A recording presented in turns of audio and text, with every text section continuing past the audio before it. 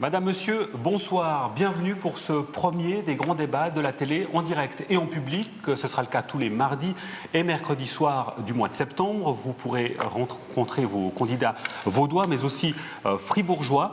Nous sommes aujourd'hui en direct de la commune de Biolay-Orjula, une commune de quelques 500 habitants qui se trouve dans le Gros de Vaud. Merci d'ailleurs à la municipalité, en particulier à Joseph Despons, son syndic, pour son chaleureux accueil ici à la salle communale. Nous aurons durant toutes ces émissions du mois de septembre, autour de la table, les candidats des partis qui ont au moins un représentant sous la coupole fédérale, mais toutes les forces politiques qui se présentent à ces élections auront leur mot à dire durant ces différentes émissions, des émissions que j'aurai le plaisir d'animer en compagnie de Manon Germont. Bonsoir Manon. Bonsoir Nasrat, et ce soir, oui, nous allons parler d'immigration, de migration et d'asile, des questions qui occupent et qui préoccupent l'ensemble de l'Europe, mais qui prennent aussi une couleur particulière en Suisse, car on est en pleine période électorale et la population attend des réponses de la part des partis. En deuxième partie d'émission, nous aborderons la question des relations bilatérales de l'Europe et de l'application du 9 février. Et ces débats vaudois sont mis en place en partenariat avec nos confrères de 24 heures. Aujourd'hui, avec nous, Mathieu Signorel. Bonsoir Mathieu. Bonsoir Nasrat. Journaliste à 24 heures. Mathieu, vous avez suivi la campagne électorale depuis ses débuts. Qu'est-ce que vous retenez jusqu'à présent de cette campagne ? Ce qu'on peut retenir jusqu'ici de cette campagne, c'est une certaine division de la droite, mais pas depuis la rentrée politique il y a 3 semaines, bien depuis le début de l'année. D'un côté, le Parti libéral radical, qui pendant des mois a hésité sur sa stratégie, fallait-il s'allier ou non à l'UDC, mais également qui envoyer au Conseil d'État, après des mois d'attente d'une réponse de Pascal Broulis. Le parti a finalement décidé d'envoyer au Conseil des États le municipal lausannois et conseiller national Olivier Français.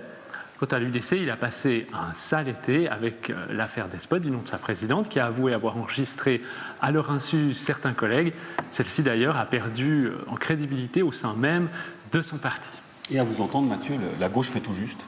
La gauche fait tout juste, ça on le découvrira le 18 octobre au soir. En tout cas, contrairement à la droite, la gauche vaudoise part totalement unie aux élections fédérales, tant au Conseil national, avec un apparentement large qui regroupe même pour la première fois le Parti pirate, mais également une union à gauche pour le Conseil des États, avec le duo sortant Rose-Vert, Géraldine Savary et Luc Recordon qui partent ensemble. À part ça, en fait, les élections fédérales, l'enjeu est plus lointain dans le canton de Vaud. C'est les élections cantonales en 2017, parce qu'au fond, les élections fédérales, c'est une sorte de mise en bouche pour savoir qui aura la majorité au Conseil d'État pour les élections cantonales. Merci Mathieu. Allez, il est temps à présent de faire connaissance avec les candidats qui vont débattre ce soir en direct sur la télé, à commencer par vous, Adamara. Bonsoir. Bonsoir. Vous êtes conseillère nationale socialiste, vous briguez un 3e mandat et vous êtes également membre de la commission de l'économie du Conseil national. Et Christian Fanzinger, bonsoir. Bonsoir. Vous êtes aussi conseiller national sortant, vous briguez également un 3e mandat. On vous connaît notamment pour les dossiers concernant le nucléaire et la sécurité. Avec nous également Jean-Marie Furbringer, bonsoir. Vous êtes candidat Vert libéral au national, président de la section lausannoise et également ingénieur physicien de formation. Bienvenue à vous. Merci beaucoup. Et en face, Giovanni Giunta, bonsoir. Bonsoir. Vous vous présentez pour la première fois à des élections fédérales. Vous êtes directeur d'une société de conseil pour les entreprises. Et à l'époque, vous avez eu affaire à des discussions dans des dossiers européens, notamment parce que vous travaillez pour le bureau d'intégration au DFAE. Le syndic de Montreux est également présent avec nous ce soir. Il est candidat au Conseil national. Laurent Verly, bonsoir. Bonsoir. Vous êtes député au Grand Conseil sous la bannière PLR et vous avez été notamment président de ce même Grand Conseil. Et Claude-Alain Boisblais, vous êtes vice-président de l'UDC Suisse, député vaudois et conseiller communal à Lausanne, et vous êtes candidat pour l'UDC. Et pour être tout à fait complet, annoncer également 3 intervenants, 3 candidats qui vont s'exprimer également durant cette émission. Pierre Conscience du PEP Solidarité, Bernard-Antoine Rouffard, candidat au national des indépendants vaudois, et Philippe Bredenstuhl, candidat au national pour le Parti nationaliste suisse. Et avant d'entrer au cœur du débat, un bref rappel des forces en présence à Berne, au Conseil national, et on verra aussi une partie des enjeux du 18 octobre prochain. Le Conseil national compte actuellement 18 députés vaudois. Parmi eux, seuls 3 élus ne se représentent pas, alors que 327 candidats se présentent. Les places seront donc chères. Avec 6 élus, le Parti socialiste est majoritairement représenté, mais le défi sera de garder ces 6 sièges, car le sortant Éric Vauru ne se représente pas. Du côté de l'UDC, ce sont 2 candidats qui vont laisser leur siège vacant, André Bugnon et Pierre-François Veillon. Le PLR représente, lui, ses 4 élus, une inconnue toutefois concernant le siège du député sortant Olivier Français, car s'il est candidat au national, l'élu vise aussi le Conseil des États. Du côté du PDC, cette fois, le siège de Jacques Nérin, qui est convoité à droite comme à gauche, ainsi qu'à l'interne. L'ancien directeur de la Poste, Claude Béglé, vise lui aussi ce siège. Le doyen Jacques Nérin a pour sa part été relégué sur une liste senior pour le national. Les 2 candidats tentent aussi leur chance aux États. Les Verts souhaitent, eux, regagner le 3e siège perdu de justesse en 2011. Si le parti n'atteint pas cet objectif et garde ses 2 sièges actuels, la candidature du syndic lausannois Daniel Brella pourrait menacer le siège de Christian Vansinger. Quant aux Verts libéraux, ceux-ci souhaitent gagner un siège. Voilà pour ces enjeux sur territoire vaudois concernant les élections au Conseil national. Il est temps d'en venir justement à notre débat avec le premier thème, l'immigration. Et je vous propose de revenir sur cette photo qui a marqué toute la communauté internationale depuis maintenant une semaine. La photo de ce petit Syrien, Aylan, qui a été naufragé, qui est décédé en Méditerranée. On le voit ici sur une plage de Turquie, une photo qui a créé une vague d'émotion, une vague de solidarité aussi dans toute l'Europe. Claude-Alain Voiblet, on va commencer avec vous. Est-ce que cette photo et l'élan de solidarité qui s'en est suivi a changé votre perception de la crise migratoire en Europe? Non, je ne crois pas. Tout d'abord, effectivement, il faut penser à ce qui s'est passé, bien sûr. Je crois que les images sont très fortes, elles sont très émotionnelles, mais après, derrière les images, il y a effectivement la politique. Alors on peut dire beaucoup de choses, on aura des appréciations différentes de ces images. Personnellement, je suis père de 4 enfants, je peux vous dire que c'est des images qui marquent, mais on oublie aussi que pour cette image-là, il y a probablement chaque jour des centaines de personnes qui perdent la vie, notamment dans ces grandes migrations de personnes venant notamment de Syrie ou bien d'Afrique. Je crois que c'est quand même une des réalités. Et puis, en tant que politique, je crois qu'on doit garder la tête froide par rapport à ça et se poser la question de quelle manière on peut effectivement prendre en compte cette nouvelle donne de la politique migratoire. Parce qu'aujourd'hui, qu'on le veuille ou non, toute l'Europe est confrontée à ce problème-là. On voit très très bien que ce qui avait été imaginé en 1990, notamment avec les bilatérales, n'est plus d'actualité aujourd'hui. On prévoyait une migration en Suisse d'environ 5000 personnes en positif lorsqu'on a voté sur les bilatérales. Aujourd'hui, on est à peu près à 80 000 personnes de manière positive qui viennent en Suisse chaque année. Les bilatérales, on en parlera justement oui, tout à l'heure. mais on se rend compte que c'est ça la réalité politique. Oui. Et puis, ces images sont fortes, elles font mal à tout le monde, à gauche comme à droite. Je crois qu'il n'y a pas le monopole du cœur dans cette affaire-là. Mais encore une fois, il faut pouvoir faire abstraction de ça et puis raisonner en politicien. Je crois que c'est ça ce qui est demandé finalement aux candidats et aux partis politiques. Donc l'UDC ne va pas changer sa politique par rapport à cela. Adamara, il faut garder la tête froide. Les politiques ne doivent pas tomber dans l'émotionnel. Écoutez, ça, les politiciens sont des êtres humains, hein, donc forcément tout le monde est touché par des images pareilles. Maintenant, la politique, elle se fait aussi avec le cœur, mais là je crois qu'on n'est même pas dans cette discussion cœur, pas cœur, raison ou pas raison. Aujourd'hui, ce qu'on voit, c'est que finalement, peut-être avec cette brèche, c'est l'occasion d'expliquer la réalité des faits aux citoyens. Demain, au Conseil national, on aura un grand débat de 13 heures sur l'asile. Alors, l'UDC nous dit qu'il y a le chaos de l'asile en Suisse. D'ailleurs, vous voyez, il vient d'essayer d'en faire un en parlant des 80 000 personnes étrangères qui arrivent en Suisse, qui n'ont rien à voir avec la procédure d'asile, puisque la procédure d'asile, pour 2014, c'était 23 000 demandes, et puis pour cette année, on en attend 29 000. Donc mais on tout voit de même, déjà. Adamara, on va voir un chiffre à l'écran, c'est la progression depuis le début de l'année en Suisse sur les demandes de requérants d'asile. On a un bond qui est de 25% entre janvier et août de cette année. C'est une progression qui est quand même énorme. Sûr. Et je pourrais simplement vous dire que depuis juillet, alors que l'Europe et les pays du Sud et maintenant l'Allemagne font face à des milliers de personnes qui arrivent, en Suisse, il y en a 3 de plus ou 3 de moins. Enfin, voilà, on est à statu quo. Pourquoi ? Donc voilà, c'est des questions qu'il faut se poser. En Suisse, il n'y a pas d'afflux massif. Même en Europe, vous savez, on parle souvent des chiffres qui impressionnent. On entend l'Allemagne qui dit aujourd'hui au niveau européen, il y aura 800 000 demandes de requérants d'asile.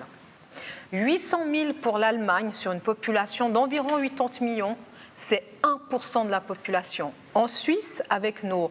allez, admettons que nous mettions... Parce que, simplement pour préciser, il y a les 29 000 requérants d'asile normaux, si j'ose dire, qui vont arriver, plus sur 3 ans, 3000 Syriens qui feront partie d'un contingent à part. Eux, ce sera des réfugiés reconnus, ils ne feront pas la procédure. Et bien, tous ces chiffres sur 8,2 millions de citoyens en Suisse, et ben, ça fait que 0,34% de la population. Laurent Verly, sur cette question de l'accueil en Suisse des réfugiés, Adamara nous parle de l'Allemagne. L'Allemagne qui a décidé d'ouvrir grand les portes pour les réfugiés syriens. Est-ce que, de votre point de vue, la Suisse doit être plus généreuse dans l'accueil de ces réfugiés ? Je crois que les chiffres qui ont été donnés le rappellent bien. Que veut dire ouvrir grand les portes ? Je crois qu'il faut surtout avoir le souci d'une certaine proportion en regard de la population. Les pays de l'Europe commencent à le comprendre, notamment avec des réflexions sur des quotas par pays, comme on le fait d'ailleurs en Suisse par rapport aux cantons, afin d'avoir une possibilité d'intégration. Ce n'est pas le tout d'accueillir, c'est aussi d'accueillir et c'est aussi d'intégrer dans une certaine mesure, en tout cas ceux qui certainement, au vu de la situation politique dans leur pays, vont devoir rester un certain temps dans notre pays. Est-ce qu'il faudrait accueillir plus que les 3000 réfugiés syriens dont nous parle Adamara, qu'a prévu le Conseil fédéral, s'il le fallait ? Alors, s'il le fallait, je pense que c'est nécessaire. Par contre, je pense que la politique de l'asile, elle ne se satisfait pas seulement de l'accueil dans le pays. On doit avoir une réflexion également, qu'est-ce qu'on peut faire dans le pays même, certainement difficile au vu de la situation politique, si on prend l'exemple de la Syrie, mais on peut prendre d'autres exemples, comme l'Érythrée. En revanche, qu'est-ce qu'on peut faire, notamment avec l'aide humanitaire suisse et l'aide à la coopération suisse, dans les pays voisins pour aider concrètement ? J'ai fait 2 voyages au Liban cette année dans le cadre des relations entre communes suisses et communes libanaises, en particulier avec des collègues des communes de la plaine de la Bekaa, où ils sont normalement entre 42 et 43 000 habitants et ils accueillent entre 37 000 et 38 000 réfugiés syriens, ce qui donne évidemment d'autres chiffres que ce que nous connaissons dans les communes suisses.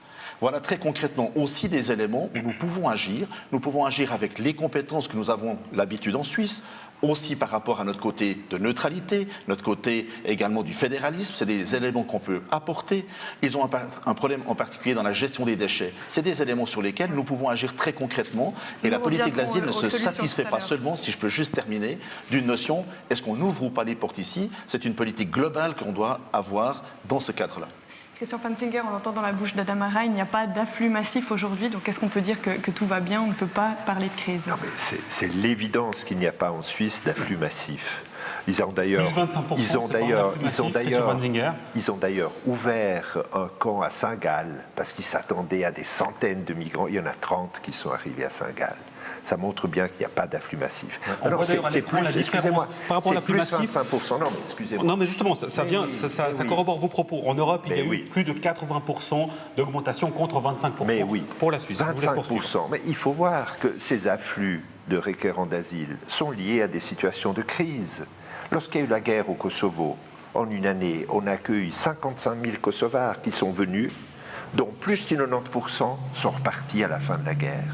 Donc il faut voir que c'est normal que lorsqu'il y a une guerre, lorsqu'il y a une situation catastrophique, les gens partent, les gens cherchent de survivre, cherchent un horizon meilleur pour leur famille. Et il faut se rappeler que dans les pays voisinants, au Liban, il y a 1 million, en Turquie, il y a 2 millions. En Jordanie, 1,2 million au Liban, c'est le quart de la population. Suisse, vous ne voulez pas parler d'afflux massif, mais les structures débordent et on ne sait pas comment gérer aujourd'hui. Les structures débordent parce que du temps de Blocher, après il a démantelé les structures d'accueil. Donc maintenant, il faut les reconstruire. Mais les structures ne débordent pas. Nous avons visité des structures, je fais partie de cette commission de la sécurité, je fais partie aussi de la commission sociale au national. Ces problèmes nous préoccupent. C'est sûr qu'il faut trouver des solutions. Mais il y en a, et il faut voir, il y a eu des appels, pas seulement Madame Merkel en Allemagne, voit l'intérêt double, il voit l'intérêt pour l'économie, et il voit le côté humain. Humain parce qu'elle est chrétienne, et on voit que le pape a fait un appel à toutes les paroisses d'Europe d'accueillir au moins une famille de réfugiés. La question de la sensibilité humanitaire, on va dire, et puis aussi la question pragmatique de l'accueil de ces réfugiés pour être aussi un moteur de l'économie, en l'occurrence allemande, c'est à cela que vous faites référence. Giovanni Giunta, est-ce que cette approche-là, pour la Suisse, c'est quelque chose où vous dites, mais pourquoi pas, accueillons plus, peut-être aussi pour l'économie suisse ? Alors, moi je dirais, d'une manière générale, la Suisse a une vocation d'accueil. Et on se retrouve quand même, cette fois, dans un flux migratoire. On n'a pas connu un tel flux migratoire depuis la Seconde Guerre mondiale. même vous l'avez dit dans le cadre de la guerre des Balkans, etc. C'est la première fois qu'on a vraiment une vague. Certains ont proposé de construire des murs, et vous voyez bien que même si on construit des murs, ça n'amène à rien du tout parce qu'en Hongrie, ils sont passés par-dessus. Donc il faut les accueillir, franchement, il y a des familles entières qui partent, on voit des gens qui meurent, qui périssent, ça fait vraiment mal au cœur, et on a la possibilité de les accueillir. Je viens de lire qu'un milliardaire norvégien va offrir 5000 nuits aux réfugiés. La chaîne du bonheur va mettre sa journée de solidarité et il faut vraiment contribuer. Et par contre, pour revenir maintenant à l'aspect économique, le PDC, le conseiller aux États Schwader, qui est sortant, a fait une proposition que je trouve, et je vais m'engager pour la mise en œuvre de cette proposition, c'est d'une part de donner une dignité à ces migrants, c'est-à-dire de leur donner la possibilité de faire des travaux d'intérêt généraux, et en contrepartie, ce qu'il propose, c'est plutôt que de donner de l'argent, de donner des bons pour le repas, des bons pour les habits, des bons, etc., pour éviter, parce qu'il y a eu quelques abus, et donc, je dirais, c'est donner une dignité, c'est de les intégrer, de leur permettre de vivre, et d'oublier, surtout pour les enfants, d'oublier cette guerre, cette menace terroriste. Jean-Marie Furtwängler, on l'entend, la Suisse a les moyens d'accueillir ces migrants aujourd'hui. Pour vous, c'est une réalité, la Suisse doit en faire plus? Oui, pour moi, c'est une réalité. Vous avez cité la Deuxième Guerre mondiale, il y avait cette image de la barque est pleine. Alors, si on veut garder cette image, je veux bien admettre que c'est une barque, ça veut dire qu'elle a une capacité qui est limitée et qu'il faut faire attention de ne pas la surcharger parce qu'on pourrait perdre même ceux qu'on a voulu sauver, mais elle n'est pas encore pleine. Il y a de la place encore et je pense qu'un pays comme le nôtre, avec un niveau de vie comme le nôtre, on doit aussi participer à cet effort. Bien, je vous propose à présent d'entendre un des intervenants dans le public. Il s'agit de Philippe Brennenstuhl, candidat, je vous le disais en début d'émission, candidat du Parti nationaliste suisse. Philippe Brennenstuhl, bonsoir. Bonsoir. Vous, on va dire que vous détonnez par rapport à tous les autres partis. Est-ce qu'on peut résumer votre position en disant fermons tout? Oui, fermons tout, parce que depuis 2011, on voit que le programme du Parti nationaliste suisse était visionnaire. On avait ressenti avec la situation internationale et la déstabilisation des pays du Moyen-Orient par l'Amérique que ça allait créer une psychose et que les mouvements de foule allaient se faire. Et on s'aperçoit aujourd'hui que tout a dégénéré et qu'en plus la religion s'est invitée au débat de l'immigration. Il ne faut pas oublier que les immigrés qui viennent de ces pays en guerre sont musulmans et nous avons un problème avec cette religion dans notre organisation par rapport à notre système politique. Il y a deux choses que je retiens juste dans ce que vous dites. Là, vous dites que tous sont musulmans. Je crois qu'il y a une partie quand même, effectivement, qui sont des chrétiens d'Orient. Oui, mais très peu. Qui est minoritaire. En l'occurrence. Minoritaire. Pour vous, votre solution, quelle est-elle, M. Brennenstuhl ? La solution, c'est que, on va en parler après avec l'histoire de Schengen-Dublin, c'est qu'il y a des accords qui ont été faits, ils ne sont pas respectés chez nous, comme pour le 9 février ou comme pour le renvoi des criminels étrangers, ce n'est pas respecté. Et on voit qu'avec cet accord Schengen-Dublin, ces gens-là devraient être refoulés directement, alors on a enlevé les postes de douane et ils sont inscrits dans des centres d'accueil. Ce qui fait qu'on ne peut plus les renvoyer. Et après, mais c'est pas vrai. Grâce à Dublin, on peut justement les renvoyer. Non, ne les renvoyez pas. Il n'y a personne qui est renvoyé. Ça, c'est une escroquerie qui a été faite contre le peuple suisse. Regardez les statistiques. Non, pour faire passer Schengen, on a parlé de Dublin, et Dublin n'est pas applicable. Non. Parce qu'il n'y a pas de poste de douane, et ils sont fils dans la Suisse, on ne peut pas les renvoyer, ils sont inscrits alors qu'ils devraient être refoulés, puisqu'ils ont mis le pied en Europe, dans un autre pays. Alors, Adama, j'aimerais vous entendre sur une crainte dont nous fait part M. Brennenstuhl, qui est peut-être présente au sein de la population, de se dire, mais finalement, on perd de plus en plus nos valeurs avec ces immigrés qui n'ont pas forcément la même vision du monde que la nôtre. Vous savez, il faut être très clair avec les citoyens. Il ne faut pas leur mentir. Donc on a déjà vu dans ce premier tour de table, on a déjà même un petit peu mélangé, il y aura deux procédures d'asile. Il y aura la normale, qui est tout à fait stable. Alors vous parlez de plus 25%, mais on passe de 23 à 29 000, donc ce n'est pas l'invasion. Ensuite, il y aura ces 3 000 Syriens sur 3 ans. Petite remarque, il n'y en a que 23 sur le sol suisse qui sont arrivés pour la première année. Donc on est encore loin de l'invasion. Donc, face à ça, il faut être très clair. Le contingent de 3 000 Syriens sur 3 ans va s'installer en Suisse et ne repartira pas, sauf s'ils le souhaitent, évidemment, parce qu'ils auront le statut de réfugiés reconnu. Ça veut dire que ces gens, la première chose qu'ils voudront, c'est travailler On parlait de dignité tout à l'heure. Moi, je ne pense pas que c'est en faisant la charité, en disant tenez un bon pour aller vous acheter un habit, que c'est digne. Mais il y a eu des c'est abus. vraiment, Il y a je eu pense des que abus. là, C'est c'est pour des éviter gens les qui abus. vont s'installer. Et si la Suisse, moi ça m'a toujours étonné, qui suis sensible à ces questions de spiritualité, ça m'a toujours étonné le manque de confiance que nous avons dans nos institutions. Parce que moi je pense que la Suisse intègre, je pense que la Suisse a des structures qui font la séparation, enfin on appelle la Suisse, c'est une neutralité active. Merci. Et du coup, ça veut dire que l'école, même en Valais, il n'y a plus de catéchisme à l'école. Donc voilà, je crois que les gens vont s'intégrer et qu'il faut du Laurent temps. Verly, d'abord, on vous donne la parole. Laurent Verly. Alors, je crois qu'on partage beaucoup d'éléments, mais je crois qu'il y a en tout cas un élément sur lequel on ne peut pas se cacher en tant qu'autorité ou en tant que candidat dans des autorités, c'est notamment le fait de respecter les habitants qui sont actuellement en Suisse et qui ont des soucis, des craintes par rapport à cela. Je crois qu'on ne peut faire ni d'angélisme, ni d'ultralisme, si vous me permettez ce néologisme. On doit être attentif à cela. On doit pouvoir permettre aux gens de s'exprimer, de chercher les solutions. Vous savez, quand on crée un abri, on doit ouvrir un abri de protection civile, on vient de le faire dans notre commune, ça crée évidemment une surprise, ça crée une inquiétude. Et c'est certainement pas par angélisme, en mettant cette inquiétude sous le tapis, en disant on n'a pas le droit d'avoir cette inquiétude qu'on va pouvoir la résoudre. On doit pouvoir la traiter. On doit pouvoir la traiter et on a ici, en tout cas, par travail en commun et en ouverture avec la population, la possibilité de trouver des solutions. Récemment, encore une fois, sur 250 personnes venues s'informer, il y en a eu 80 qui se sont inscrits comme bénévoles pour aider à intégrer, pour aider à faire des cours de langue, pour accompagner ces gens, leur permettre de découvrir la culture suisse, en tout cas le minimum pour une première intégration. Alors, voilà la vraie réalité du travail à faire ensemble, population et autorité dans notre pays. Avant de poursuivre, j'aimerais qu'on entende aussi les solutions de la gauche, qui est présente ici ce soir avec nous. Il s'agit de Pierre Conscience, de POP Solidarité. Je le disais avec M. Brennenstuhl, eux, c'est plutôt fermer les frontières. J'ai envie de dire pour vous, c'est tout l'inverse, ouvrez encore plus les frontières. Oui, je vous le dirai tout à l'heure quand on parlera de libre circulation, mais nous, on est pour une liberté de circulation des personnes. Et aujourd'hui, dans le contexte de crise grave, d'une crise sans précédent depuis la Deuxième Guerre mondiale, comme ça a été dit en Europe, une crise migratoire, nous disons bienvenue aux réfugiés. Et je le dis avec tout le sérieux et avec toute la gravité qu'impose cette situation. À quels réfugiés? Tous les réfugiés? Je dis bienvenue aux réfugiés, à toutes les personnes qui aujourd'hui arrivent en Europe et cherchent refuge.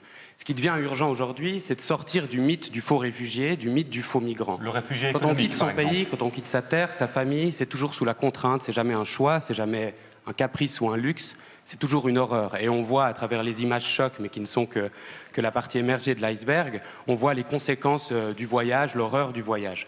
Donc à l'égard des personnes qui arrivent ici, aujourd'hui, les autorités suisses mènent une politique d'asile mortifère et de non-assistance à personnes en danger. C'est ça qu'il faut voir aujourd'hui. De 2012 à 2014, la contribution de la Suisse à l'effort européen, à l'effort du vieux continent pour accueillir les réfugiés, a diminué de moitié, passant de 8,2 à 3,8%. Cette diminution est catastrophique. Nous, ce que nous disons, c'est qu'il faut sortir de cette logique-là. Il faut sortir de cette logique dans laquelle tous les partis gouvernementaux sont aujourd'hui engouffrés.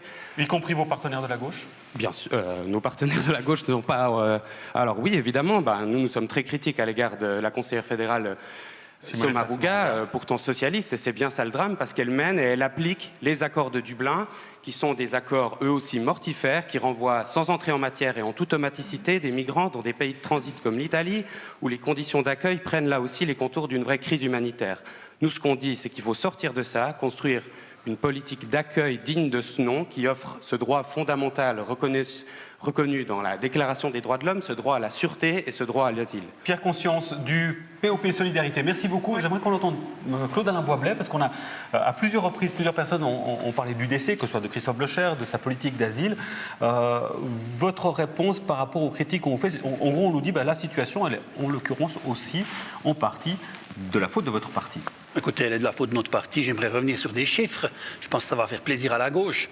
Durant les années de M. Christophe Blocher au Conseil fédéral, on était à 10 000 demandes d'asile par année qui étaient traitées. 10 000. On est à 30 000 aujourd'hui. Alors effectivement, c'est x3. Bon, on peut se dire que c'est encore pas un problème. Mais pour ma part, dans la discussion qu'on a aujourd'hui, je crois qu'il faut être, comme l'a dit la gauche, il faut être franc avec les électrices et les électeurs. Il faut leur dire aujourd'hui qu'on est en train de vivre la fin de Schengen-Dublin. C'est ça les réalités. Quand on voit ce qui se passe en Europe, alors bien sûr, ça ne fait pas plaisir parce qu'on n'a pas envie de renégocier ces accords qui ont été mis en place avec beaucoup de peine, mais quand on voit les pays européens qui se renvoient la balle aujourd'hui, la Suisse doit défendre ses intérêts là au milieu. Et j'aimerais, attendez, vous avez beaucoup parlé, vous avez repris la parole plusieurs fois, moi ce n'est pas le cas. J'aimerais revenir sur un élément. Aujourd'hui, je suis désolé, mais on parle aussi, nous, dans le cas de l'asile, du problème des réfugiés économiques. Alors j'entends bien monsieur là. Monsieur ne se pose pas tellement de questions de l'extrême gauche. Quand on va puiser finalement dans les ressources de ces pays-là, qui doivent effectivement envoyer chez nous des personnes qui ont les moyens, parce que les personnes qui viennent chez nous, en tout cas c'est ce qui est dit, ça coûte jusqu'à 2 à 3 000 francs. Ce ne sont pas des personnes qui ont un niveau socio-culturel très bas qui peuvent faire le voyage. Donc on est en train de prendre la substance de ces pays-là, notamment en termes de formation, puis les faire venir chez nous. Ça ne fait même pas hérisser la gauche. Vous devriez vous poser des questions par rapport à ça. Parce qu'aujourd'hui, mesdames et messieurs, la migration que nous vivons, c'est une migration économique. Alors, Christian Van Ziger, et puis on entendra du Vanni. Junta tout à l'heure. Il y a plusieurs choses. D'abord, je pense que beaucoup d'auditeurs, si on parle comme ça des accords de Schengen-Dublin, on peut résumer ça. Les accords de Schengen, c'était la libre circulation des travailleurs, pas de tous les habitants, mais des travailleurs au sein des pays de l'Europe, de l'Union européenne. Donc les gens pouvaient librement aller travailler dans un pays ou dans l'autre. Travailler, pas forcément y habiter pour toucher l'assurance sociale ou je ne sais pas quoi, quelle image donne la droite. Non, il y a des mesures qui sont prises pour l'éviter. Par contre, laissez-moi, monsieur, vous avez laissé parler, je ne vous ai pas interrompu. Tout à fait, allez-y. Merci. Alors, les accords de Dublin, eux, c'était par rapport à autre chose. C'était par rapport aux requérants d'asile et pour éviter qu'ils aillent faire des procédures de demande d'asile dans plusieurs pays, il a été convenu que c'était le premier pays où ils se présentaient à la frontière qui devait traiter le cas, qui devait faire toute la procédure. Conséquence, ces gens-là doivent revenir dans ces pays s'ils sont suisses, par exemple. Mais vous ne voulez pas cette politique-là, M. Ranzinger. Arrêtez de nous prendre pour des imbéciles. Pour pas qu'ils fassent du tourisme migratoire, quand leur demande était refusée dans un pays, la présenter dans un autre, et ainsi de suite. Ça, c'était le but des accords Dublin. C'est évident que dans une situation qui m'est calme, normale, ça pouvait marcher.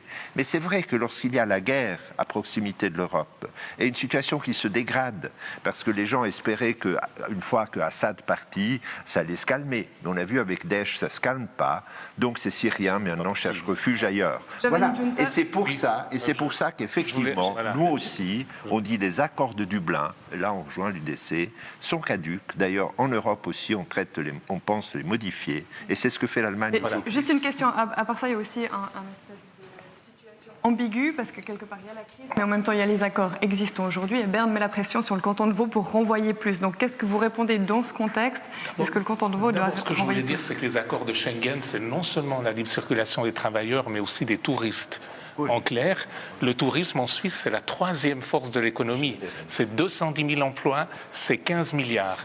Et c'est plus 4 milliards depuis l'entrée en vigueur de Schengen. Donc ça, c'est important. En revanche, c'est vrai qu'au niveau de Dublin, il y a des dysfonctionnements. Par exemple, on a la bonne idée, si les réfugiés économiques sont recalés, qu'est-ce qu'ils font? On les laisse dans la nature et puis ensuite ils vont ailleurs. Et ces procédures doivent être repensées. Est-ce que le canton de Vaud doit renvoyer plus aujourd'hui? Pardon? Mais renvoyer où?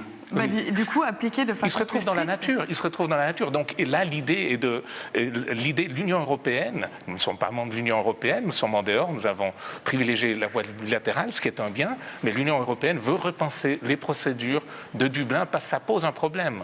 Et par contre, Dublin permet. Moi, je pense que M. Voiblay et l'UDC, ce sont des pyromanes. Même M. Maurer a dû admettre qu'il n'y avait pas de chaos dans l'asile. Vous êtes en train de parler de gens qui refusent déformer les propos de M. Morel. Sur la figure. Vous des gens déformez qui les meurent propos dans de leur M. pays. Morel. Ils essaient d'y rester Remettez-les dans depuis leur 3 ans contexte, et sont Madame bombardés par M. Bachar al-Assad notamment, ou l'État islamique. Et vous venez dire, c'est des gens riches qui viennent parce qu'ils ne savent pas trop quoi faire. Mais s'il vous plaît, M. Wabel, au contraire, ce qu'il faut faire, parce que j'ai vous pas les parlé avez de gens vus, riches. il y a des J'ai gens parlé des qui gens qui ont les meurent. moyens, Monsieur Madame Wabel, Amara. laissez-moi terminer. Il y a des gens qui meurent dans la Méditerranée. Oui, On en est à vous peu avez près raison. 2500, Oui. 3000. Alors ces gens, vous voyez, il faut les aider en sécurisant des couloirs d'arrivée, pas en essayant de mettre des murs parce que de toute façon, ils vont finir dans la précarité. Et pour dire ce qu'aimerait faire le Parti socialiste, puisqu'on en est là pour ça aussi, pour parler de nos programmes, il y a effectivement l'idée, d'ouvrir des couloirs sécurisés avec le HCR, les histoires des contingents, c'est une des pistes. L'autre chose que j'aimerais dire, c'est que demain, nous parlerons 13 heures de l'asile, eh bien, nous allons faire 2 choses. Accélérer les procédures, il y a une phase test à Zurich, parce que ce sera bien et pour le requérant, pour qu'il sache où il en est, et pour les Suisses, comme ça ils savent ce qui se passe. Et deuxièmement, et ça c'est historique, on va donner des droits aux requérants d'asile. Ça veut dire qu'il y aura une assistance juridique gratuite. Et donc, vous voyez qu'il ne faut pas jouer au pyromane, il ne faut pas dire comme ça, mais il faut prendre des mesures. Le chaos, on va mettre fin au chaos de la gesticulation politique demain, et pas au chaos de l'asile. On vous a entendu, l'occasion à présent d'entendre quelqu'un qu'on n'a pas encore entendu autour de cette table, en l'occurrence de cette salle. Il s'agit de Bernard-Antoine Rouffard, qui est candidat au national pour les indépendants vaudois. Bonsoir à vous. Vous entendez ces discussions, ces différentes solutions qui sont proposées. Qu'est-ce que vous proposez en tant qu'indépendant vaudois? D'abord, je suis un peu étonné par l'aimable quiétude de notre classe politique. Parce que je pense que cette crise migratoire, ces mouvements de population, vont se poursuivre pendant au moins 25 à 35 ans. Qu'avec l'ouverture de couloirs de migration libres, objectivement libres, au travers des Balkans et de la Méditerranée, nous sommes désormais connectés à des masses de population dans l'arc de crise de l'Atlantique au Bangladesh, en excluant l'Inde, qui compte près de 700 millions de personnes. Et au-delà, il y a l'Afrique subsaharienne. Alors, où voulez-vous en venir en termes de propositions, de solutions? Des migrations vers l'Europe causées par des crises politiques ou par des situations de détresse économique. Que faut-il faire? Il va falloir entièrement revoir notre politique d'aide au développement. Il va falloir abandonner toutes les techniques qui n'ont pas marché depuis à peu près 50 ans. Il va falloir tout réaménager et en même temps, hélas, prendre des mesures efficaces pour limiter l'ampleur du flux et pour aussi, accepter et intégrer chez nous des populations qui effectivement sont en danger chez elles. Et je pense qu'il va falloir effectivement faire des efforts beaucoup plus importants que ceux qui sont... Bernard-Antoine Rouffard, merci beaucoup. Je vois que ça a réagi autour de la table. Laurent Verly d'abord, ensuite Christian Waldiguer, on terminera avec vous, Monsieur Giunta. Laurent Verly. Je crois que les personnes qui nous écoutent, que ce soit Schengen, nous regardent et nous écoutent, mais j'ose espérer qu'elles ne font pas que nous regarder. Mais toujours est-il qu'on peut bien sûr parler de Schengen, est-ce qu'il est complet ou pas? En l'occurrence, Schengen sur la politique migratoire n'est pas l'accord à utiliser, c'est Dublin en l'occurrence. Est-ce que Dublin doit être modifié, adapté? Sans aucun doute, c'est un accord qui a quelques années, et on sait bien que toute chose dans la vie, tout le monde autour de cette table évolue dans la vie, et on doit évidemment faire face avec de tels accords aux nouveautés, et je partage tout à fait le fait que les événements migratoires que nous connaissons aujourd'hui ne sont certainement pas des événements à court terme, et on doit les penser sans aucun doute à moyen, voire long terme. Et dans ce sens-là, je crois qu'il est important d'avoir vraiment, encore une fois, cette vision globale de l'accueil ici, mais aussi là où sont surtout les réfugiés, à savoir les pays voisins. Ces gens, avant de venir jusque chez nous, pensent d'abord à se mettre dans une certaine sécurité, et ceci dans une proximité aussi de leur pays. La plupart d'entre eux aimeraient pouvoir rentrer chez eux dans une certaine pays. Et on doit clairement ici prendre ça dans une politique globale. Je crois que, je me trompe peut-être, que vos propos énervent un petit peu Christian Waldiguer. Non, alors ces derniers propos, je suis 100% d'accord. 100% d'accord. Et il faut même préciser qu'un des motifs qui a poussé beaucoup de personnes à quitter ces camps qui sont autour de la Syrie, c'est l'insuffisance de l'aide sur place. Il faut se rappeler qu'aujourd'hui, le 94% de tous ces gens chassés de chez eux vivent dans des pays du Sud. 94%. Il n'y en a qu'un tout petit nombre qui viennent en Europe. Et l'image que donnait le représentant des indépendants, ces flux énormes, pour l'instant, ils touchent surtout les pays voisins. Et parmi les aides promises, disons que l'ONU demandait pour ces camps de réfugiés, il n'y a que le 41% qui a été versé. Et à partir de là, on peut comprendre que vu la situation qui s'empire dans le pays d'origine, et vu cette situation catastrophique, ce manque de moyens, des gens ne touchaient même plus à manger suffisamment dans tous les camps, ils disent le salut, c'est aller vers l'Europe. Maintenant, là où je suis d'accord aussi avec d'autres, c'est qu'il faut maintenant faire un effort pour les intégrer. Il ne faut pas dire on les fait venir ici, on leur donne quelques bons et tout. La plupart demandent à travailler, il faut qu'ils puissent travailler et c'est comme ça effectivement qu'ils seront intégrés. Un autre élément très important, si vous permettez, on a fait une erreur à mon avis, les pays européens et la Suisse ont aboli la possibilité de faire des demandes dans les ambassades. Nous disons, et c'est une des propositions qu'on va faire au Conseil national demain dans le débat, il faut réintroduire, pas seulement la Suisse, mais la Suisse avec les autres pays de l'Union européenne et d'autres, cette possibilité de demande, et non seulement dans les ambassades, mais dans des bureaux ouverts dans ces camps de réfugiés, de façon à ce que les gens puissent faire leurs demandes et attendre sur place, au lieu de venir aussi ici, au lieu de risquer leur vie dans des traversées de mer ou de frontières très dangereuses. On va vous entendre par rapport à ça. Il y a encore énormément à faire sur place. C'est là que les enjeux se jouent aussi en priorité. Oui, ça me semble assez évident. Moi, j'avais aussi relevé le chiffre du manque de l'ONU par rapport à la nourriture et que c'était une des motivations qui poussait aussi les gens à partir. Il faut donner de l'espoir sur place. Et puis c'est clair que par rapport à Dublin, on ne peut pas simplement renvoyer les gens dans les pays qui ont déjà des problèmes. On ne peut pas les renvoyer en Grèce, on ne peut pas les renvoyer en sud de l'Italie, c'est impossible. Donc évidemment qu'on doit rediscuter Dublin, évidemment il y a des choses qui sont à court terme, donc il y a des choses qu'on doit faire à moyen terme, venir en aide, il y a des aspects humanitaires, et puis à long terme, c'est clair qu'il faut travailler pour que ce ne soit pas nécessaire de partir. Il y avait un aspect, parce qu'on parle, mais on oublie. Il y a un business mortel là-dessus, les 30 000 passeurs. Et c'est là qu'il faut se focaliser. Rien que pour prendre l'exemple, ils viennent d'arrêter un réseau avec 16 passeurs. En quelques mois, ils ont réalisé un chiffre d'affaires de 7,5 millions de dollars. Donc, vous vous rendez compte, donc ça, on doit s'attaquer. La deuxième chose, et je suis heureux d'apprendre qu'aujourd'hui, la France a envoyé 2 avions aller faire une reconnaissance parce qu'ils veulent enfin attaquer l'État islamique.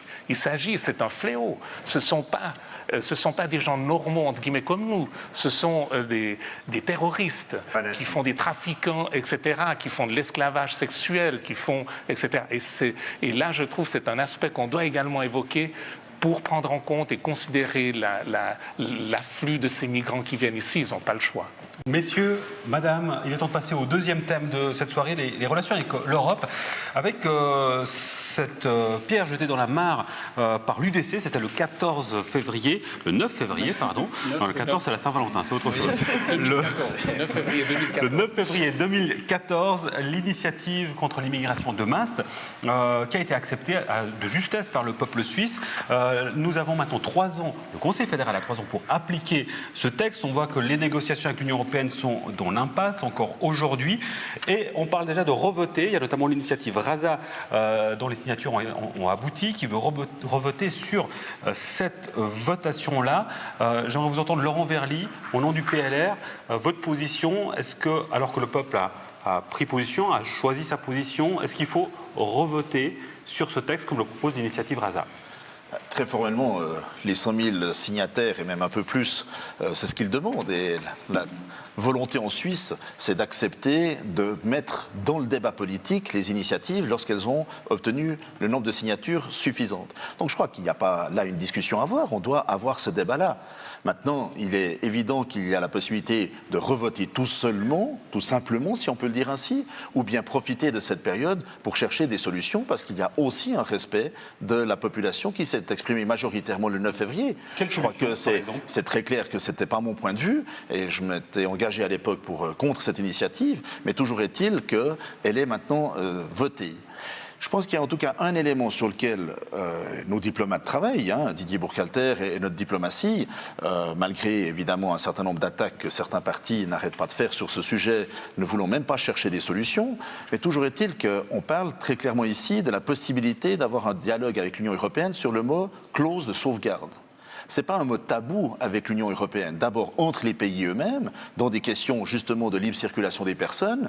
Il y a eu une période où la Belgique a pu mettre une clause de sauvegarde. C'est même des mots que nous avons déjà négociés entre la Suisse et l'Union européenne dans le cadre de la mise en application des accords bilatéraux 1 pour l'accord de la libre circulation des personnes qui a eu... Bruxelles va accepter de nouvelles clauses de sauvegarde? C'est une question évidemment compliquée.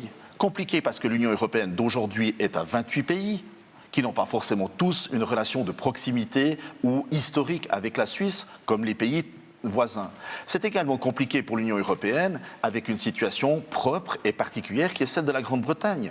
Par définition, quand on est dans une famille, on fait d'abord les questions qui concernent les membres de la famille avant de commencer à chercher des bonnes solutions pour les voisins. C'est, je crois, quelque chose que nous vivons tous ou que nous pouvons imaginer tous dans nos familles. Et c'est un peu cette situation-là. Nous sommes le gentil voisin ou le bon voisin ou le voisin utile, mais nous ne sommes pas membres de la famille. On ne discute donc pas de la même façon. Mais une chose est sûre, c'est que la notion de la clause de sauvegarde n'est pas un élément complètement rédhibitoire et c'est certainement des éléments sur lesquels nous avons à travailler.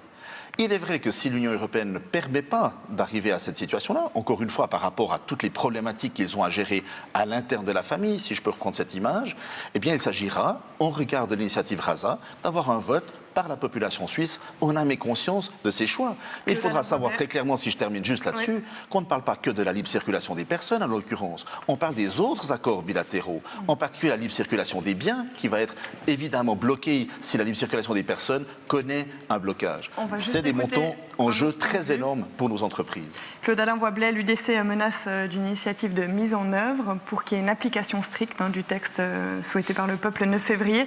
Mais est-ce que quelque part, il n'y a pas une prise de risque de la part de l'UDC de se dire, voilà, le peuple ne dira peut-être pas oui une seconde fois? Non, mais je crois qu'il faut quand même revenir un pas en arrière. Tout d'abord, l'image d'Épinal qu'on nous tresse de la belle famille, là, moi je veux bien, mais la famille européenne, si on la regarde de l'extérieur, on se rend compte quand même que la situation est plus qu'elle était il y a 2 ans en arrière. Lorsqu'on a accepté cette initiative... La Suisse a gagné grâce aux accords bilatéraux. Oui, mais la Suisse a aussi beaucoup donné. La Suisse a gagné 45 milliards. La Suisse a beaucoup donné. 2014, 45 milliards grâce aux accords bilatéraux. La Suisse a beaucoup donné. J'aimerais revenir sur un élément. Non, moi je ne suis pas d'accord avec les chiffres. Il faut prendre tous les éléments, pas simplement les éléments financiers, il faut prendre tous les éléments. Par exemple, on offre notamment les transversales alpines pour notamment les pays européens. On a beaucoup d'avantages, notamment pour les pays européens, dans le cadre de l'importation de produits agricoles en Suisse. Je crois que ces éléments-là, il faut aussi les prendre dans la balance. Et puis aujourd'hui, il y a une chose qui me paraît sûre, d'ailleurs je suis heureux de ce débat, je vous ai tous entendu dire ici que par rapport à problème de l'asile, on doit revoir ces accords bilatéraux. Dublin, on a parlé. C'est pas un accord bilatéral. Non, la Suisse a un rôle d'État associé. On a le problème de la libre circulation des personnes. On a le problème Schengen-Dublin. Ces accords-là, je suis désolé, aujourd'hui, nous pouvons les mettre sur la table. On doit les rediscuter avec l'Union européenne. Et puis, on ne peut pas simplement faire la politique qui vous arrange à gauche. Schengen, et 110 000 le 9, qu'est-ce qu'on nous a dit après le 9 ? Qu'est-ce qu'on nous a dit après le 9 février? On nous a dit, écoutez, on ne peut pas appliquer cette initiative. Eh bien, écoutez, nous sommes un pays souverain, Alors, en dehors de l'application des droits fondamentaux, les droits de l'homme fondamentaux, eh bien, je suis désolé, nous appliquons d'abord notre Constitution, et puis après, on va discuter des accords bilatéraux avec l'Union européenne, notamment ceux de la libre circulation des personnes. Et si nous devons mettre un terme à ces accords sur la libre circulation des personnes, il faudra le faire. L'UDC est prête à aller jusque-là, et l'UDC n'a pas peur, et l'UDC n'a pas peur d'un nouveau vote sur cette initiative RASA. Je pense qu'on peut effectivement discuter encore une fois. Il y a une chose que je reconnais à cette initiative, c'est le droit d'être présenté au peuple, parce qu'effectivement, dans le cadre de notre démocratie, eh bien, toute institution ou association ou parti politique qui récolte 100 000 signatures donne droit à un vote par le peuple. Bon, cette fois-ci, je crois que je peux le dire au Claude-Alain Voiblet. Énerve, Christian Wanzinger. Bien sûr, parce que de nouveau, il mélange 2 problèmes. Dublin, Schengen, l'immigration, le flux de requérants d'asile et tout. Qu'est-ce qu'on a? C'est vrai, en Suisse, on a presque 2 millions d'étrangers, mais ce ne sont pas des requérants d'asile. Ce sont des personnes qui, presque tous, ont été appelées par l'économie, pour les besoins de l'économie suisse. Et ils sont heureux d'être là, parce qu'effectivement, ils ont du travail, mais ils ont beaucoup apporté à l'économie suisse. Et d'ailleurs, la formulation de cette initiative de l'UDC a trompé le peuple. Pourquoi? Parce qu'elle disait, on vote contre l'immigration de masse, puis après elle disait, on applique des contingents, mais supportables pour l'économie. Tout à fait. Alors, ces contingents n'étaient pas fixés dans l'initiative. Donc si tout d'un coup on disait, ces contingents, c'est 200 000 par an, parce que l'économie demande 200 000, ça serait légal. Ça correspondrait à la description de l'initiative. Par contre, ce qui ne joue pas, c'est l'introduction des contingents. Parce que l'introduction des contingents est contre ce principe que l'Europe se donne pour se construire, de dire qu'il y a la libre circulation des travailleurs. Et auquel l'Europe dit qu'il faut que la Suisse adhère à ces principes si elle veut pouvoir collaborer. Et par rapport à cet accord-là, il y a tous les autres accords qui profitent à la Suisse. Et c'est pourquoi les Verts, maintenant, on défend les bilatérales et on dit la meilleure façon, on ne sait pas si c'est voter de nouveau Rasa ou bien d'autres solutions. Mais bien sûr, on espère qu'on trouve une solution qui soit possible, acceptable pour l'Europe. Mais si on ne la trouve pas, il ne faut pas oublier une deuxième chose.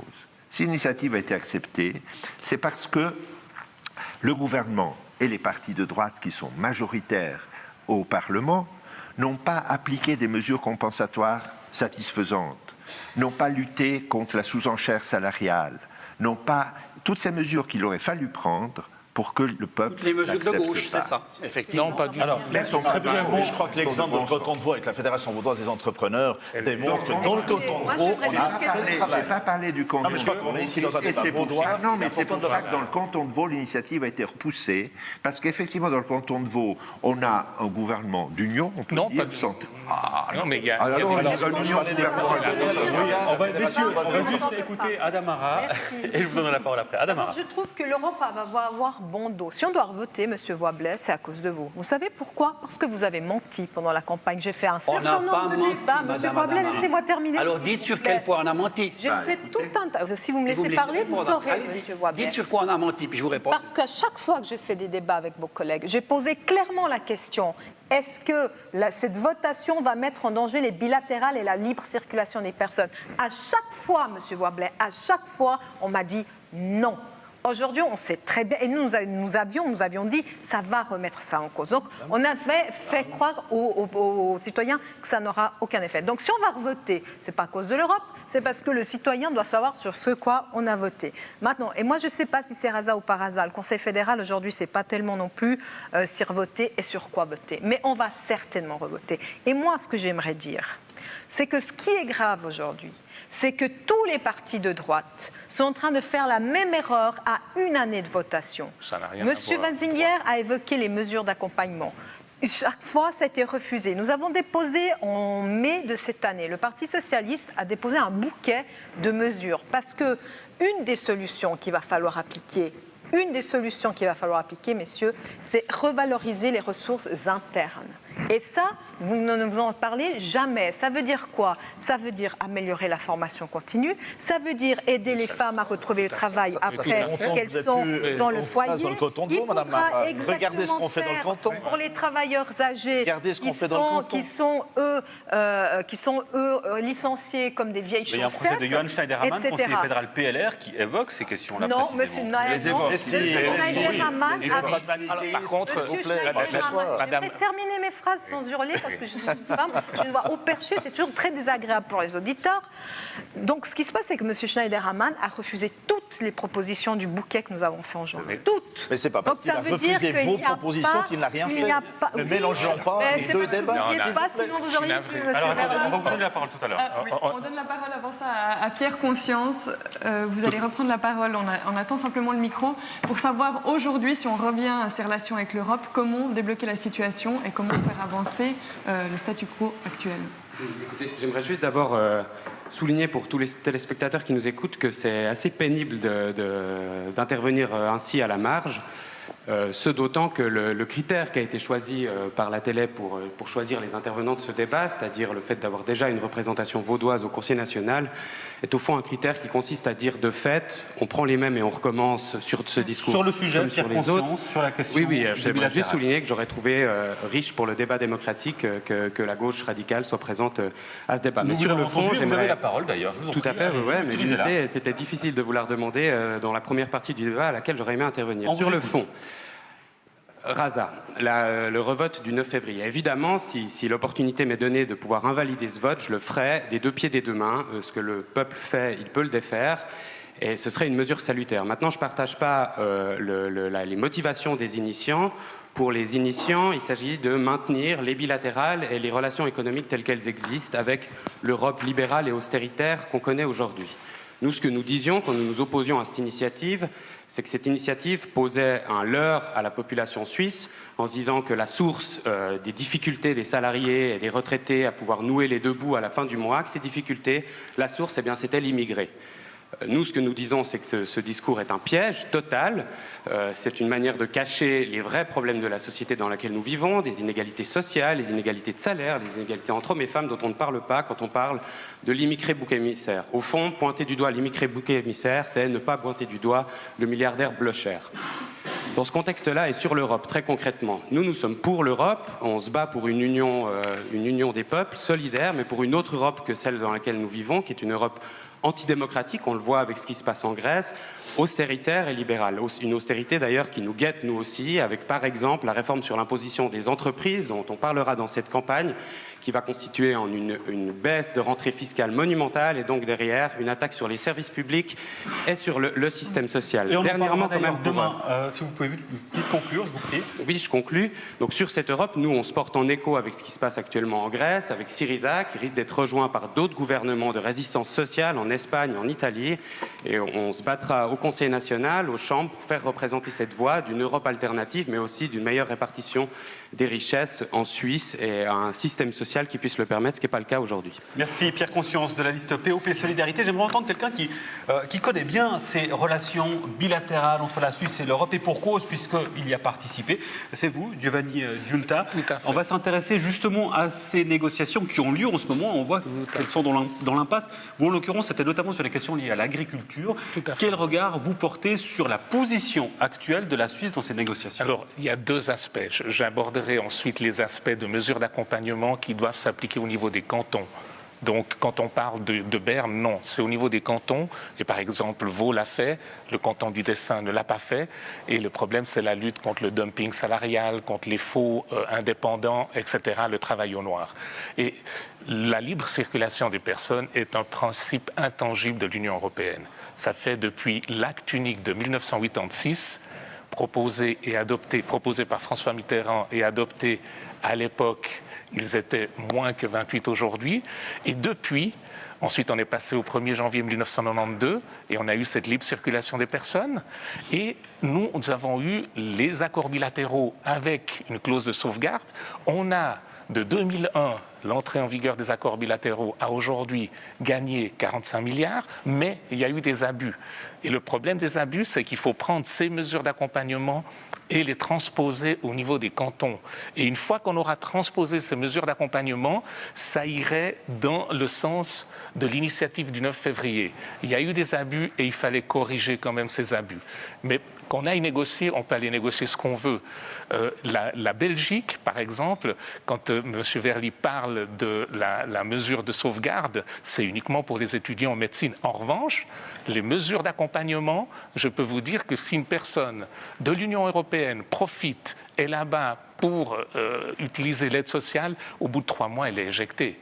Et c'est ça, en Suisse, il faudrait contrôler, éviter les abus, pour justement, et c'est la seule voie possible. En revanche, les accords bilatéraux sont indispensables. On a eu une période de disette, c'est-à-dire à l'époque où je négociais les accords bilatéraux, où je participais aux négociations dans les domaines de 1990 à 2000, on a eu une croissance du PIB de 0,5%. On est passé aux accords bilatéraux, il y a eu le double. Donc, vous voyez, c'est ça l'apport. On va passer la parole à nouveau à une personne dans le public, donc Philippe Brennenstuhl, sur cette question de la clause de sauvegarde et votre point de vue sur ce débat par rapport. Sur le 9 février, je voudrais revenir là-dessus. Je pense que nous, au PNS, on a une autre vision de ce qui s'est passé. L'UDC est responsable de l'échec de l'application.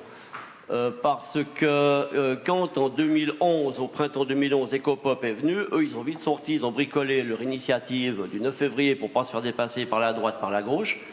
Et ce qui s'est passé, la votation a passé en premier avec 16 500 voix, je crois, sur tout le pays. Et l'UDC n'a rien trouvé de mieux juste après de se mettre avec la gauche qui l'a fait virer du Conseil fédéral pour aller contre Ecopop. Alors que s'ils avaient soutenu Ecopop, quand on voit qu'ils font à peu près 30%, ça n'a pas passé à 74, moins 30, ça ne passait pas. Donc leur initiative avec Ecopop passait. Alors là, on parle de stratégie politique. Non, mais il serait arrivé en force, sur les négociations pour l'application de la limitation et une restriction de l'immigration en Suisse. Alors ça, c'est fait. Maintenant, aujourd'hui, on est dans les négociations. Non, mais le 9 février, c'est inapplicable. Il fallait déjà commencer par enlever Schengen. Il fallait s'attaquer au droit international qui était incrusté en 1999 de manière, par l'astuce, par le Conseil fédéral, en faisant passer 220 lois, articles constitutionnels. Mais en l'état, c'est inapplicable. Non, mais 220 à un peuple qui n'y connaît rien. C'est une escroquerie. Et dedans, ils ont glissé le droit international, la Convention des droits de l'homme, et je ne sais pas trop quoi encore, que personne ne connaît. Alors quand on fait passer dans une démocratie plus de 220 articles de loi, que les gens n'y connaissent rien et qui vont voter ça, c'est une escroquerie. Et là, l'UDC devait, avec ses moyens, enlever le droit international. Et en 1999, on ne les a pas entendus. Il n'y a que nous qui avons protesté modestement, naturellement, contre le fait que le droit international était supérieur à notre Constitution. Et aujourd'hui, l'UDC, avec son 9 février, il se retrouve en face de ce problème-là, et Schengen aussi. Très bien, on va entendre Claudin Voiblay, l'UDC, qui du coup se fait attaquer par sa droite. Bon, écoutez, je crois qu'il faut écouter les propos de monsieur et puis revenir quand même à la réalité. La réalité, c'est que lorsqu'on a discuté des accords bilatéraux, on parlait d'une immigration positive pour la Suisse de 6 à 8 000 personnes. Ça a été mis dans le message du Conseil fédéral à l'époque lorsqu'on a voté. Aujourd'hui, par exemple cette année, on est probablement à plus de 100 000. Depuis 10 ans, on est à plus de 80 000. Donc on a 1 million de personnes qui sont arrivées en Suisse par le biais de l'immigration en l'espace de 10 ans. Eh bien écoutez, moi ce qui m'intéresse, c'est de savoir si on arrive à intégrer ces personnes dans de bonnes conditions. Puis aujourd'hui, la réponse, elle est clairement non. Elle est clairement non. Parce que effectivement, on a des problèmes. On a des problèmes. Non, mais on a des problèmes. On a des problèmes simplement au niveau de la qualité de vie pour chacun d'entre nous ici. Il y a des problèmes sur le logement, il y a des problèmes sur les transports, il y a des problèmes simplement au niveau du fonctionnement de nos institutions sociales, que vous le vouliez ou non. Expliquez-moi pourquoi, avec 25% de la population étrangère, on a 50% des personnes qui touchent des prestations de l'assurance sociale, qui sont notamment des étrangers. C'est le même constat sur l'assurance chômage. Donc on voit qu'il y a un problème, et ce problème-là, il est à l'intégration qui joue un rôle. Parce qu'effectivement, lorsqu'on a beaucoup d'étrangers et puis une pression migratoire qui est très forte, on n'arrive simplement plus à intégrer les étrangers chez nous. Voilà le gros problème, le défi de la Suisse. La réponse est simple par rapport aux assurances sociales. Tous les chiffres, et on peut vous les donner, vous pouvez les consulter dans tous les sens, tous ces chiffres montrent que les assurances sociales bénéficient de l'apport des étrangers. Donc les étrangers payent beaucoup plus que ce qu'ils ne touchent. Voilà. Mais ils auront droit à des prestations, M. Et même quand ils auront droit, ils auront droit à des prestations qu'ils ont cotisées. Même quand ils auront droit, comme ils cotisent pas, c'est normal. Mais comme ils cotisent, il faut le dire, moins longtemps, comme ils cotisent moins longtemps. S'ils cotisent, ils ont droit. Comme ils cotisent moins longtemps. Mais M. Voiblay, cessez de raconter des choses fausses. C'est pas des choses constatées. Décidément, mais on ne va pas vous mettre d'accord. Mais écoutez, c'est pas une question de j'aimerais qu'on entende quelqu'un qu'on n'a pas du tout entendu sur cette thématique. Il est à votre droite, Christian Wanzinger, un instant. Très rapidement, s'il vous plaît. Très rapidement, il faut voir les chiffres, que même lorsqu'ils toucheront la retraite, comme ils n'auront pas travaillé 40 ans comme les Suisses, ou 35 ans, ou 37 ans, ils ne vont pas toucher des retraites pleines. On a fait les calculs avec ces projections, et on a vu que ces étrangers parce que vous pensez que les migrants de 20 ans qui arrivent aujourd'hui ne vont pas toucher une rente pleine dans 40 ans, vous ? ces migrants vont travailler toute leur vie, ils auront droit aux plein. Mais j'ai parlé de ce qu'ont amené les gens jusqu'à présent, tous ces gens que vous attaquez, que vous critiquez constamment, qui participent à notre richesse, dont mes parents faisaient partie, dont les parents d'Adama, dont les parents, beaucoup de personnes ici font partie, parce qu'il y a un Suisse sur 4, profitent de la richesse de la Suisse, mais aussi contribuent à notre richesse. Donc cessez d'attaquer les étrangers. Jean-Marie Furbringer, c'est à vous la parole sur cette question. Des négociations actuellement en cours en lien avec les conséquences finalement du 9 Pour moi, c'est indéniable que s'il y a autant de gens qui ont voté pour cette initiative, c'est qu'il y a quand même un sentiment, il y a quand même un certain nombre de problèmes. Ce que je n'ai pas aimé dans cette initiative, c'est qu'on jette le bébé avec l'eau du bain. C'est avec tout d'un coup, on veut tout fermer, on veut vivre dans un modèle d'autarcie. Alors maintenant, c'est fait justement. Allons-y sur les conséquences aujourd'hui. Par exemple, moi, je suis chercheur à l'EPFL. C'est dramatique. C'est vraiment une situation complètement stupide où on a pu négocier pendant des années pour avoir une place de partenaire à part égale dans des projets européens. Et puis maintenant, tout ça est remis en question. Alors bien sûr qu'après, l'UDC a peut-être beau jeu de dire oui, pour les étudiants, finalement, vous pouvez voir, il y a presque autant d'étudiants qui sont partis, mais seulement vous n'avez pas vu le travail que ça a demandé, autant pour les étudiants que pour tout le personnel. Et pendant ce temps-là, on n'a pas fait autre chose. Comment on sort de l'impasse alors vous faites un état de la situation, mais comment on sort de cette situation? Moi, j'avais assez peur de l'initiative RASAP et de me dire, c'est quand même quelque chose, si ça passe ou ça casse. Moi, j'aimerais que ça passe, mais il y a quand même un certain sens. Je pense qu'il faut mettre des mesures. Moi, je suis assez d'accord. Il faut mettre des mesures, on ne s'en sortira pas sans mesures. Les gens, ils ont le sentiment, et ce sentiment est à respecter, qu'il y a trop. Alors qu'en fait, quand on regarde les chiffres, on voit bien que ce n'est pas le cas. Donc il y a quelque chose à faire de ce côté-là. Adamara. Vous savez, la migration, elle ne sort pas du ciel. La migration, elle est liée à l'économie. Nous avons des régions économiques en plein boom. Il est évident et naturel quasi que les gens viennent travailler dans les lieux où il y a du travail. Maintenant, il y a un point où je suis d'accord avec M. Voiblet, c'est concernant la croissance et le bien-être. Moi, je pense qu'aujourd'hui, la croissance, elle est mal redistribuée. Elle est mal redistribuée, non pas parce qu'il y a des étrangers, c'est parce que nous avons des systèmes fiscaux qui permettent des exonérations fiscales indécentes aux multinationales, c'est parce que nous avons des systèmes où il y a des forfaits fiscaux pour les riches qui ne travaillent pas, etc. Donc on voit qu'on est dans un système où, moi je vais vous dire quelque chose, je serais d'accord de moins taxer le travail si nous taxions plus le capital. Or, c'est pas ce qui se passe aujourd'hui. Maintenant, ceci dit, j'aimerais dire que ce qui compte, c'est pas combien, c'est comme l'asile, c'est comment. Et comment on reçoit ces gens et comment les résidents de toute la Suisse peuvent bénéficier ou pas des infrastructures, etc., de ce pays. Donc, c'est ça qui compte par les mesures que j'ai citées tout à l'heure. Et j'aimerais quand même juste contredire Monsieur Giunta. Vous avez certainement peut-être négocié les accords, mais moi je suis dans la commission de l'économie et j'ai vu passer 2 lois qui sont nationales, qui est celle de la loi sur les travailleurs détachés et celle sur la responsabilité solidaire. La responsabilité solidaire enfin introduite, ça signifie quoi? Ça veut dire que quand des salariés ne sont pas payés par des entreprises qui sont en sous-traitance, eh bien, ils ont le droit, finalement, de retourner sur l'entreprise qui est responsable du chantier ou d'autres mesures. Donc, au niveau national, contrairement à ce que vous dites, on peut faire cocorico pour au niveau national, on parle au niveau national. Donc, il y a des choses à faire. Et moi, ce que je constate aussi, c'est que les sanctions sont au niveau national. Or, les contrôles sont au niveau... Je termine avec cette phrase. Les contrôles se font au niveau cantonal, mais les sanctions sont décidées au niveau national. Et ça, tant que vous ne l'aurez pas voulu... Les sanctions sur le niveau cantonal. Non, mais j'ai voulu respecter Mme Marat qui souhaitait terminer, donc je ne voulais pas l'interrompre. Elle disait tout à l'heure que d'aucuns autour de la table mélangeaient tout. On a tout entendu ici. On a entendu fiscalité de l'entreprise, fiscalité du capital, on a entendu le mot réfugié, alors qu'on est dans un débat, encore une fois, où on parle de la libre circulation des personnes. Et évidemment, dans ce cadre-là, il y a des accords qui ont été passés, c'est la libre circulation des travailleurs. Je crois qu'il faut encore une fois le préciser. Un des premiers critères, s'il y avait un véritable problème, mais je ne mets absolument pas en cause la réaction émotionnelle d'un certain nombre de gens, et c'est certainement la preuve, faisons des mea culpa aussi les politiques parfois, qu'on n'a peut-être pas suffisamment pris la peine d'expliquer, pas suffisamment pris la peine d'écouter, et peut-être à chercher avant, et dans le cadre du débat de cette initiative, un certain nombre de solutions. Et je pense que c'est une leçon qu'on doit, sans aucun doute, d'un côté comme de l'autre, des vainqueurs ou des vaincus, entre guillemets de cette initiative, y être attentif. C'est le pourcentage du chômage.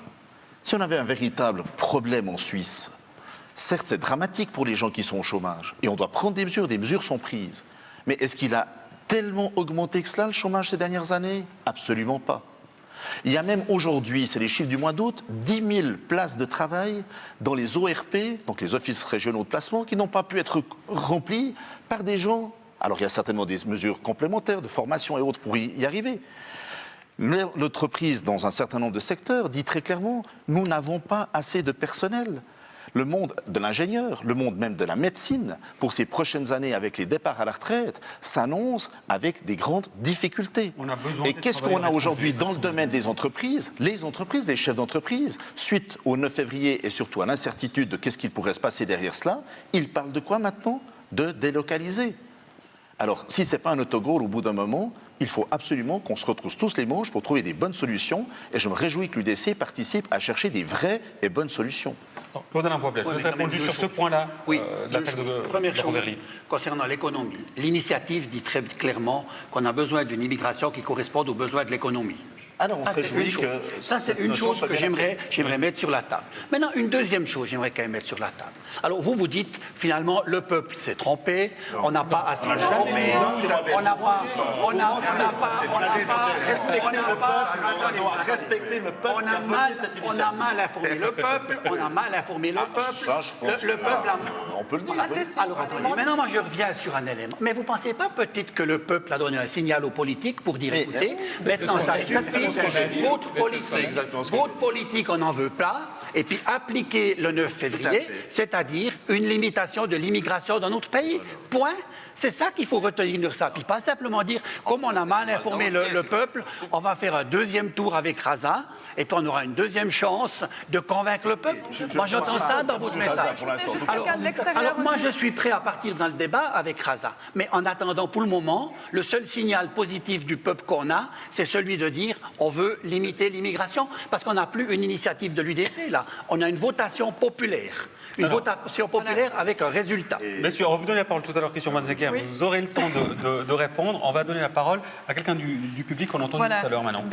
Antoine Rouffard, on va refaire un pas de côté pour entendre déjà votre position, vous, par rapport à ces discussions avec l'Europe et la situation actuelle et les difficultés de la mise en œuvre du 9 février. Oui, notre problème, c'est la zone Schengen et sa libre circulation. La zone Schengen, en ce moment, est soumise à des pressions considérables provenant de forces qui sont totalement hors de contrôle. Il y a la crise de la zone euro, qui est partiellement autogénérée, je ne vous la décris pas. Il y a les phénomènes migratoires dont on a parlé tout à l'heure. Et il y a aussi l'activité de l'islamisme militant et son activité terroriste, qui, elle aussi, tendent à remettre en cause la zone Schengen telle qu'elle existe. Monsieur Sarkozy, mais Madame Merkel aussi ont évoqué une renégociation du mode d'organisation de la zone. Si cela devait être, on peut penser que la diplomatie suisse pourrait jouer sa partition. Très bien, merci beaucoup. Je vais juste en profiter que Roxane Notès soit là pour entendre juste Monsieur Conscience sur juste un élément concernant l'Union européenne. On a entendu les propos de Joseph Didiadis, POP, qui se détache d'une adhésion éventuelle de l'Europe. Quelle est la position, votre position sur l'adhésion de la Suisse à l'Union européenne? J'aimerais juste vous entendre sur ce point-là. Écoutez, nous, notre participation, comme je vous l'évoquais tout à l'heure, à l'Europe libérale et antidémocratique telle qu'elle se décline aujourd'hui, ça ne nous intéresse pas. Par contre, nous sommes pour aller avec les forces de transformation sociale qui existent et qui croissent actuellement en Europe vers la Podemos, Syriza, aussi des choses qui se passent très intéressantes dans le Labour Party en Angleterre et d'autres dynamiques en Europe, pour aller vers la construction d'une autre Europe. Mais l'Europe de la Commission, l'Europe des politiques austéritaires, ça non, c'est pas ce qui nous intéresse. Alors sur ce sujet, c'est juste un petit aparté. Adamara, le Parti socialiste, dans son programme, c'est écrit noir sur blanc, l'adhésion à l'Union européenne. Vous défendez toujours cette adhésion? Moi, je crois que c'est une question scolastique de journaliste, parce que je crois que à tous socialistes, même les plus europhiles, que serait par exemple chez nous Roger Nordman, on vous répondra tous la même chose. C'est pas une question qui aujourd'hui se pose pour nous, c'est pas dans l'ordre du jour, on va pas se la poser aujourd'hui. Mais ça reste un objectif à long terme, c'est ça qu'on veut savoir. Mais oui, mais à quel moyen long terme? Aujourd'hui, je crois que l'Europe, je rejoins les propos de M. Conscience, c'est une Europe libérale, nous voulons voulons une Europe sociale, nous voulons une Europe de mobilité et pas d'austérité. Donc, par contre, il est vrai aussi, on l'a relevé tout à l'heure, que si nous étions à l'intérieur de l'Europe, nous pourrions avoir une petite voix, certes, nous ne sommes pas l'Allemagne, nous ne sommes pas la France, mais nous pourrions évoquer des problèmes qui nous touchent, que ce soit Dublin ou d'autres choses. Aujourd'hui, on ne peut pas. Ça, c'est une réalité aussi avec laquelle il faut vivre. Mais je crois que personne aujourd'hui n'est suicidaire pour aller dire au peuple, est-ce que vous voulez voter sur l'Europe? Je crois que les choses sont claires, même pour les socialistes. Même pour les socialistes. Christian Manziger, vous vouliez réagir tout à l'heure? Oui, parce que on regarde les problèmes, on dit, est-ce que vous êtes d'accord avec Rasa, hein, vous posez la question aux uns aux autres. Mais je pense que ce que le Conseil fédéral essaie de faire, c'est de dire, si jamais on votera plutôt sur le bilatéral, c'est-à-dire, si on doit voter sur quelque chose, à mon avis, c'est est-ce que la Suisse veut continuer à avoir des rapports d'ouverture et de collaboration avec l'Europe? C'est une autre manière de poser la question. Oui, mais c'est une manière qui répond à la réalité. La réalité, un petit pays au centre de l'Europe qui gagne 1 franc sur 2 à l'étranger doit pouvoir collaborer, et pas seulement pour l'argent, mais pour les échanges culturels. Ça nous enrichit. Les sciences, la science, la recherche, et tout. Ça enrichit la Suisse, ça enrichit l'Europe. Et on veut continuer dans cette voie. Ça, c'est aussi le point de vue du Conseil fédéral, c'est le point de vue des Verts. Et si on doit voter, c'est sur ça, à mon avis, qu'il faut voter. Maintenant, c'est sûr qu'il faut quand même prendre des mesures, et je donne un petit exemple, c'est sur ces multinationales. On a fait des rabais fiscaux extraordinaires pour faire venir des multinationales. Beaucoup de ces multinationales, bien sûr, apportaient la richesse, mais beaucoup ont fait venir pratiquement tout leur personnel de l'étranger. Et ça, on pourrait faire attention dans les accords qu'on fait lorsqu'on cherche, on fait venir des entreprises, s'assurer qu'ils engagent aussi des gens sur place et peut-être plus de gens sur place. Mais vous voulez faire venir des étrangers, ils viennent, les mesures, mais non, c'est vous qui parlez que d'étrangers. Maintenant, des mesures aussi pour la réinsertion, par exemple, des femmes qui ont dû arrêter leur travail pour élever les enfants, etc. Donc, tout ce genre de mesures, des meilleures mesures pour réintégrer dans le monde des actifs des gens qui sont depuis longtemps au chômage. Donc il y a beaucoup à faire, et c'est pas uniquement parler d'immigration. On doit prendre des mesures à l'intérieur pour que les gens ne disent pas, ne croient pas les gens qui leur disent tout ce qui va mal, c'est à cause des étrangers, c'est à cause de l'Europe. Alors, on arrive bientôt au terme de l'émission. Je vais juste vous demander d'être très succinct dans vos réponses pour être dans les temps. Giovanni Giunta, on vous écoute par rapport justement à ces éléments-là sur la solution qui est proposée après le 9 février, sur la question justement des bilatérales notamment. Est-ce que ça revient au même de voter avec l'initiative Rasa ou sur les bilatérales? L'initiative Rasa est un aiguillon. C'est un aiguillon que le Conseil fédéral va pouvoir utiliser en disant après, écoutez, Rasa, non, mais on vous propose comme contre-projet de voter sur les accords bilatéraux. Les accords bilatéraux, 45 milliards depuis l'entrée en vigueur. C'est 120 000 PME qui exportent, qui vivent de l'exportation de Suisse à l'étranger. C'est exactement dans tous les domaines. On ne se rend pas compte. On est en train de scier la branche sur laquelle on est assise. Vraiment, l'UDC joue au pyromane. Et c'est vraiment inquiétant dans le sens où aujourd'hui, on a plus de 155 accords entre la Suisse et les États membres de l'Union européenne, dont les accords bilatéraux. Mais si on casse les premiers, le paquet 1 des accords bilatéraux, je veux dire, tout va être remis en question et négocié avec 28 États, ça sera très, très difficile. Alors, je vous propose à présent d'entendre Mathieu Signorel de 24 heures, qui n'a rien dit durant ce débat, et pour cause, puisqu'il était extrêmement attentif. J'aimerais vous entendre, Mathieu, sur ce que, finalement, vous avez retenu de ce débat, sur les différentes positions qui ont été données par les intervenants. Mais volontiers. Au fond, ce qu'on peut retenir, c'est que les thèmes vaudois sont au centre de ces élections fédérales. On n'en a pas forcément énormément parlé de cas concrets dans le canton de Vaud, mais on voyait que sur l'immigration et l'asile, malgré ce que disaient les intervenants de gauche sur le non-débordement des structures, malgré tout, il manque de la place actuellement dans le canton de Vaud. Par exemple, dans la commune de M. Verly à Montreux, il a fallu ouvrir un nouvel abri. Ça, c'est vraiment des thèmes qui touchent directement les Vaudois, qui seront mis en balance pendant ces élections fédérales. On l'a vu également, par exemple, avec cette affaire des migrants qui ont occupé l'église Saint-Laurent à Lausanne. Quant au thème des bilatérales, là également, c'est particulièrement important pour le canton de Vaud, avec beaucoup de multinationales. Là, on abordera ça Et le tourisme, dans les Alpes, on verra ça, je crois, dans un prochain débat. On sent que vous êtes les amis de Montreux. Je me permets d'assumer mon expérience des Alpes vaudoises, mais aussi de la côte. Et les PFL, on en a parlé aussi. Exactement. Il n'y a pas que les multinationales dans le C'est exactement ce que je voulais dire. C'est que là également, le thème des bilatérales est particulièrement important dans le canton de Vaud, d'une part à cause de ces éléments, et également parce qu'il y a énormément d'entreprises multinationales qui sont là. Le danger, c'est qu'on a vu ces dernières années des délocalisations, effectivement, mais pas forcément en rapport avec les bilatérales, mais également pour des questions fiscales. Mathieu Signorel de 24 heures, merci. Très rapidement, le 9 février n'est pas encore appliqué. Donc, s'il devait être appliqué, ce ne sera pas pour des raisons fiscales qu'il y a un risque de délocalisation, ce sera par manque d'employés et de manque de capacité de travailler avec les autres pays, notamment dans la reconnaissance des certifications. Messieurs, madame, un grand merci pour votre participation. Merci à vous de nous avoir suivis. Nous nous retrouvons demain également à Biolay-Orjula. C'est ouvert au public. Venez seulement dès 18h30. On parlera demain avec de nouveaux candidats vaudois au Conseil national. Nous évoquerons la famille, les retraites et on l'a évoqué un petit peu ce soir, la situation économique avec le Front Fort notamment et la fameuse réforme de l'imposition des entreprises pour les intimes RIE3. Merci de votre attention. Bonne suite de programme sur la télé. À demain. Bonne soirée. Bonne soirée. Bonne soirée.